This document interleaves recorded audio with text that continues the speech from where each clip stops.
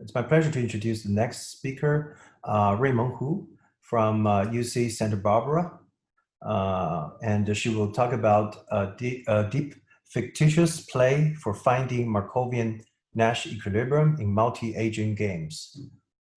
Okay, so thanks for the nice introduction. I'm going to talk about how to use deep fictitious play, this algorithm, to find a Nash equilibrium in the multi-agent games.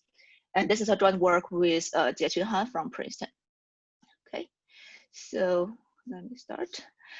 In particular, we are interested in a game with moderate number of the players. And when I say moderate, that means the number of the players is between like 10 to 100.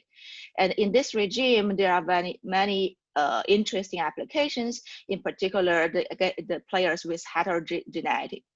And one real application in my mind is from the fintech industry, which is try to analyze the combination in these P2P lending platforms. So what is a P2P lending platform? So this is a platform try to connect the borrowers and the lenders together. So it charges some origination fee from borrowers so that it can give the borrowers a loan. And it also provides the lenders a better investment opportunity, because usually it provides a higher interest rate than some conventional investment methods. And before issuing a loan, he asked the borrowers for some information like the credit score or maybe some bank transaction statement, so that he can do the screening of the credit risk. And then after that, he give the borrowers a credit, issue a credit, and then he show all the loan products to the lenders so that the lenders can try to invest based on their risk tolerance. Okay. And of course, there's more than one P2P lending platform on the market. And the next slide is just try to show how heterogeneous are the platforms on the market. And there are several things that the platforms can control. First, it can control the rate, the origination fee that charged from the borrowers. And this is the second last column. And it can also control the interest rate that he gives to the lenders. And more importantly, it can control this. It can change its controlling effort for the screening the credit risk. And this is the last column. So you can see that they ask for different informations. And depending how many effort they pay, there's a different cost, right? So the more effort they pay, the much cost they will pay on doing this screening credit risk. But on the contrary, it will have a better credit discrimination from all the borrowers, and it will provide lenders a better information. Okay, so there will be a balance between how much they want to pay and how many revenues they can gain from the lenders. And there, to summarize, so such a combination can be formalized as a stochastic differential game, which we will give the mathematical formulation in a second. What I also want to mention is that to analyze such a game or to find the optimal strategy for each of the platform, it leads to finding the Nash equilibrium of the game. And of course, there are many other applications which also leads to find the Nash equilibrium of the game. For example, in the field of mass finance, how to find the optimal liquidation rate from a group of influential traders, or how to control the systemic risk from the banking system, or even in the actual science area, how to find the optimal premium of insurance contract between several insurance companies. And for other applications, finding Nash equilibrium may encounter this curse of dimensionality, especially when we do the Markovian case. The dimensionality of the problem may be it's usually proportional to the time dimension plus all the states of the players. So that is why we want to propose the fixed play idea, try to solve the high dimensional stochastic differential games. Okay, and of course, there are some limitations for such algorithm, especially when the game is large, when there are many players, that we need to use the mean field theory And at that point, this fictitious play, which try to target the finite number of player games, will lose their efficiency.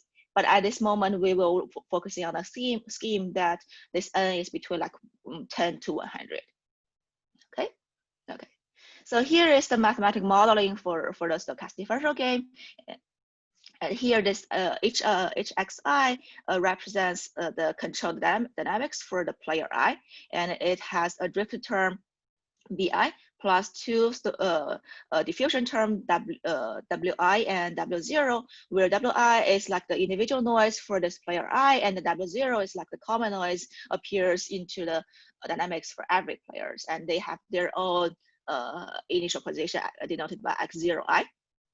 And each player has the associated cost functional, which consists of the running cost plus some terminal cost. And since other players' decision will also influence the player's eyes, then we have this cost functional depends on everybody's choice, even though this is the cost functional for player I.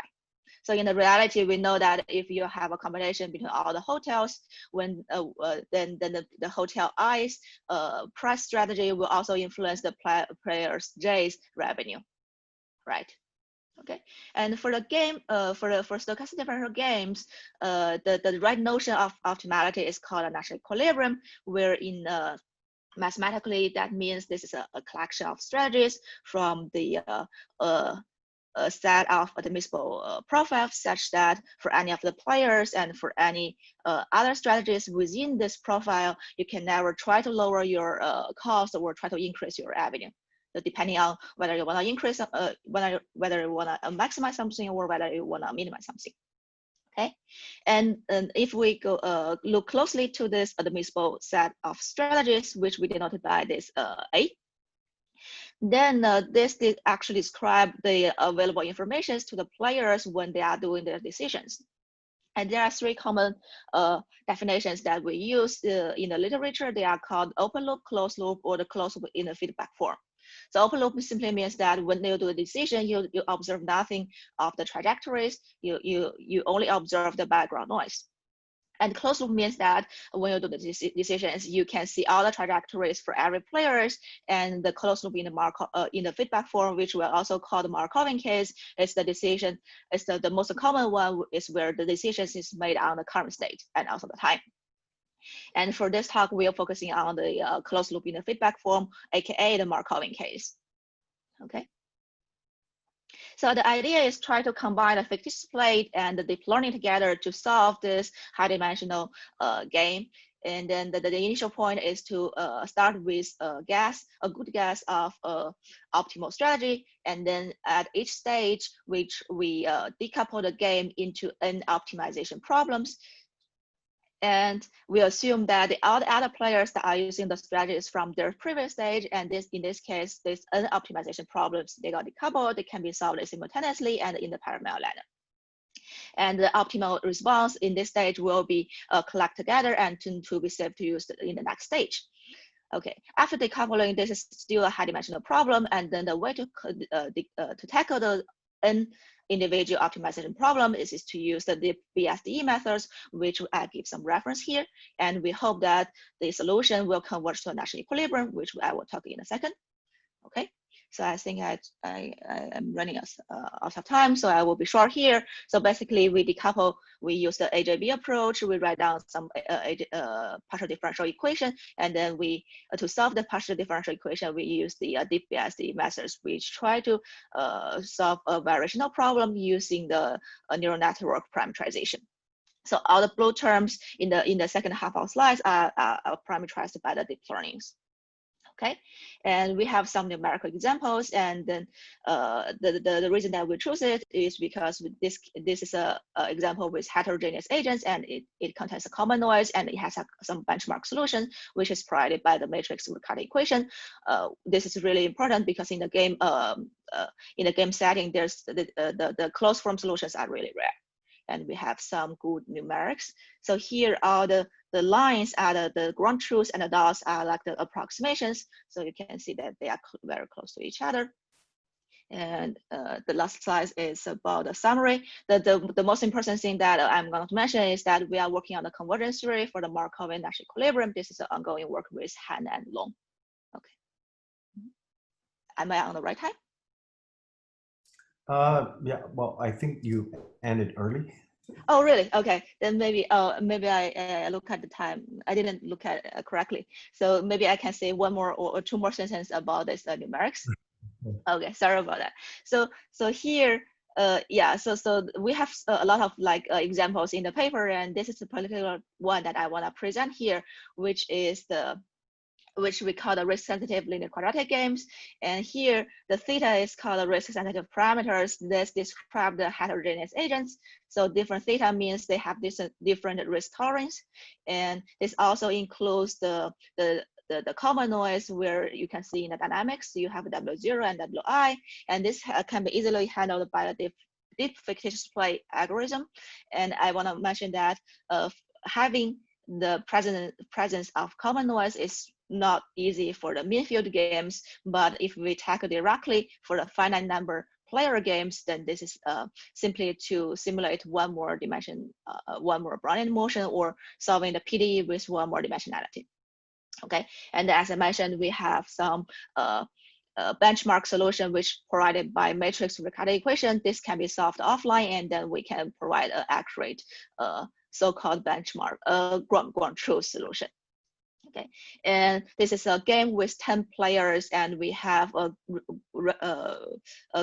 pretty good relative error for the solution and also the derivative of the solution.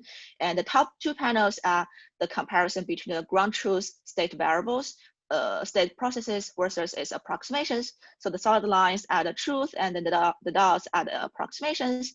The bottom two panels are the controls. So how for example, if we relate it to the P2P lending platform, then this is how much effort they want to pay for the for screening the credit risk. And still, the solid lines are the truths, and the dots are the approximations. And of course, we have numerical examples in the paper for more than like 10 players. We can do like about 50 players in the paper.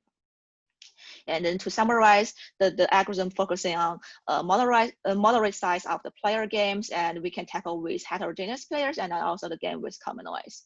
And again, an important ongoing work is the convergence analysis for this algorithm, and this will be on archive soon. Yeah. Okay. Well, thank you. I think we still have time for one quick question. Someone asked, how did you get the truth when you talk about how did it?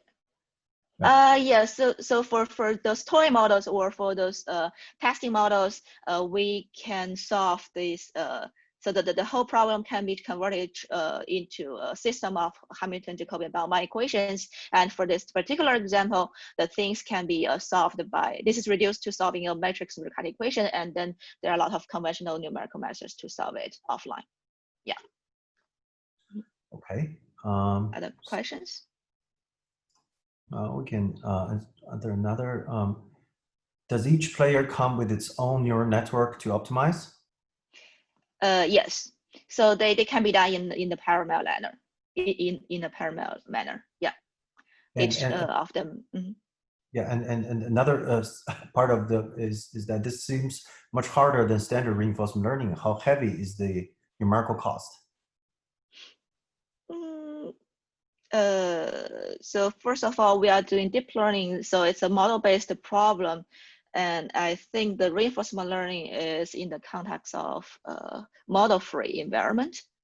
And how heavy is the numerical cost? We have some, we report the running time in the paper. I believe it's a couple of hours. Yeah. Okay, all right. But we do not do any, yeah. Okay, thank you. All right, that's fine. Okay, thank you for the answer. Does solution accuracy depend on the relative level of aggregate shocks versus idiosyncratic shocks? For example, economics try to solve models with the huge COVID-19 aggregate shocks, but turn out very hard. That's a good question. So we haven't tried to test whether this neural network solution accuracy will depend on the shocks. Personally, I think that it will both the common noise and the individual noise will aggregate aggregate the distance, the error. Yeah, that's my personal experience on the open loop case, but we haven't tested that on the Markovian case. Yeah, that's a good point. I think we definitely should study that point. Is it possible to generalize the method to model free settings? Yeah, I think this is possible to introduce this fictitious play idea to the reinforcement learning context, and then to tackle the Markovian decision problems. Yeah, using the deep fictitious play. Yeah, this is doable. Yeah. Yeah, Yuhua Zhu has a follow-up question to Ruimeng. Any work has been done in this direction, and any theoretical results? Are you asking about the stochastic differential games in the model-free setting? Is there any results? So I've seen some results in the mean field setting.